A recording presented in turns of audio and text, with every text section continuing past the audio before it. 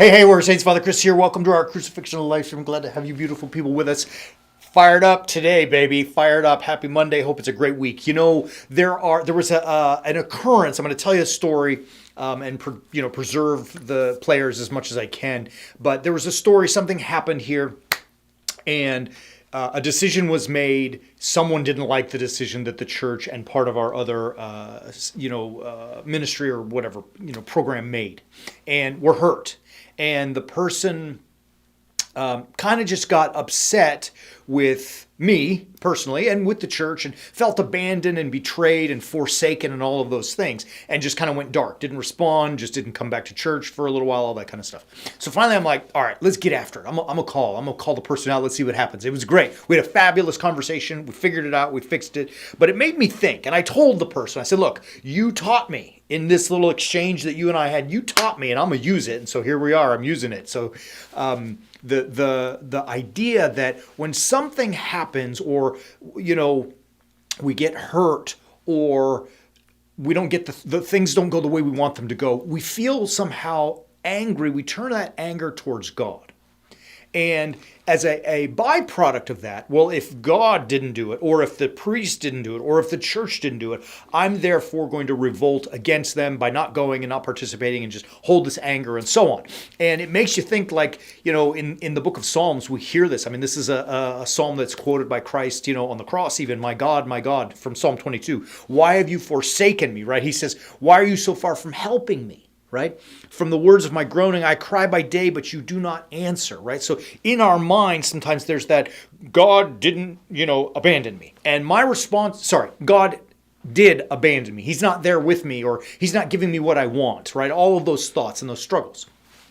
My response is grow up. It is time to grow up, all of us, because you didn't get your way. Something hard happened. Somebody had to make a stand, make a decision to teach something. And as a result, we're going to, cower in the corner and hide and temper tantrum and run away from it. No, right? You can't do that. That's a part of life. That stuff happens to me all the time. Now, the good news is, in the conversation with that person that I started with, it was awesome. Like, we worked our way through it. And that person was like, I never thought of it like that. I got it. And thank God, all things are, healed. But how many of us just react like that? Look, I can tell you in my own experience, my 25 plus years, even just in this parish, there have been people who have been hurt by something, mostly because they did something wrong and God didn't give them what they wanted and okayed it, that they ran from the church. A lot of what I do is going to these people and saying, come back, come home, right? Like, get over yourself. For you and I as warrior saints, I want us not even to get to that position. Look, I'll chase you as long as I can, as long as God gives me breath. But don't make me chase you. It's time to man up. It's time to grow up. It's time to get over ourselves. It's time to be mature, to stop throwing these temper tantrums and realize life is hard.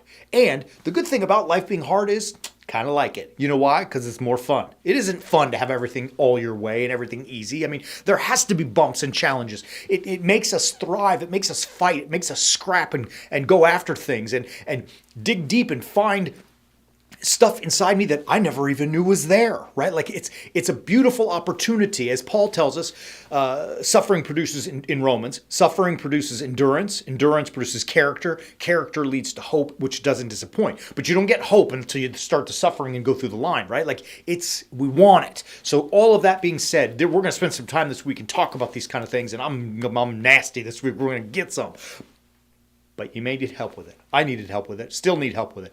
I always turn to the Lord, and I look to Him, to His Word, His commandments, to guide me through those struggles, those moments, and all of the things. And you know what? I'm going to tell you, it works. He's God.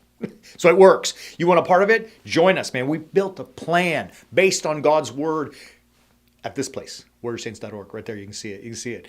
The 6-part battle plan, right? Life is a battle. Some of the times we fight these things, we feel like we're in the midst of a battle. Great, you need a plan. We built one. Get it. Get with us. Let's go. Love you. We're going to be back tomorrow to fight some more. Have fun. Have a great day. Have a great afternoon. And as always, keep walking on the way of the warrior saint.